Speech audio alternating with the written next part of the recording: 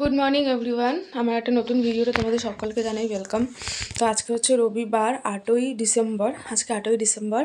আচ্ছা, এই ভিডিওর মধ্যেই ফার্স্টেই আমি জানাই আমার খুব ক্লোজ একজন বান্ধবী অনিন্দিতা এবং তার হাজব্যান্ড দেবাঞ্জন দা, দুজনকেই জানাই হ্যাপি অ্যানিভার্সারি। সবাই মানে দুজনেই এরকমভাবেই হাসি খুশি মজা করে কাটা, যেরকমভাবে আছিস, আর এই দিনটা তোদের লাইফে বারবার ফিরে আসুক। আমার ভীষণ ক্লোজ বান্ধবী, তাই সবাইকেই বলবো তোমরা সবাই ওকে প্লিজ অ্যানিভার্সারি উইশ করে দিও। সেকেন্ড হচ্ছে আজকে রবিবার, আর দেখে বুঝতেই পারছো রেডি হয়ে গেছি। এখন যাচ্ছি হচ্ছে বিপত্তারিণী মন্দিরে পুজো দিতে। কেন পুজো দিতে তোমরা অনেকেই জানো, আমার ফেসবুক বা ইউটিউবে যারাই দেখছো এই ভিডিওটা অনেকেই জানো এবং অনেকে বুঝেই গেছো যে সামনে লাইফে একটা বড় দিন আসতে চলেছে, আর খুব বেশি দিন বাকি নেই।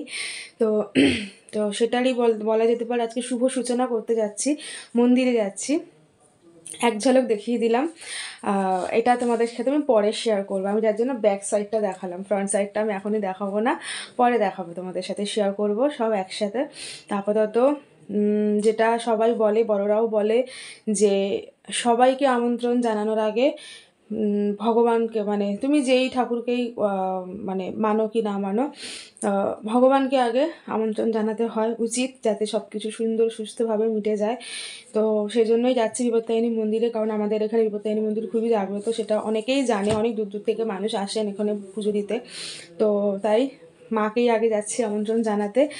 ভেবেছিলাম শাড়ি পরবো, কিন্তু ভীষণ ঠান্ডা, সেই জন্য বাধ্য হয়ে নিজের প্রোটেকশানের জন্য আর কি, এখন অসুস্থ হওয়া যাবে না, সেই জন্য কুর্তিই ঠিক আছে, এখন ধোয়া কাচা কুর্তি পরে নিয়েছি।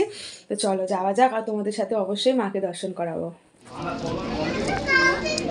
এই যে চলে এসেছি মায়ের মন্দিরে, আমরা এখন পুজো দেওয়ার জন্য বসে আছি। আমাদের আগে যারা পুজো দিয়েছেন তারা এখন মায়ের চরণ ছুঁয়ে প্রণাম করতে যাচ্ছেন। কেউ কেউ হয়তো কারোর মানত পূর্ণ হয়েছে, তার জন্য মাকে শীতবস্ত্র দান করেছেন। কেউ কেউ কারোর মেয়ের বিয়ের বেনারসি মায়ের পায়ে ছুঁয়ে নিয়ে যাচ্ছেন, এরকম আর কি, এরকম অনেকেই করে থাকেন। আর এই মন্দির থেকে কিন্তু অনেক গরিব মেয়েদের বিয়ের শাড়ি দেওয়া হয়। তো এখানে কিন্তু এই ব্যবস্থাটা আছে। তো যাই হোক, আমাদের এখন পুজো হয়ে গেছে, আর এখানে কিন্তু কোনো পাণ্ডাদের মানে পাণ্ডা কেউ নেই কিন্তু, হ্যাঁ, নিজেরাই নিজেদের মতন করে দক্ষিণা দিই। আর সেটা নিজেদের ইচ্ছে, তুমি 1 টাকাও দিতে পারো, 1000 টাকাও দিতে পারো, সেটা সম্পূর্ণ তোমার মন, এখানে কোনো জোরাজুরির ব্যাপার নেই।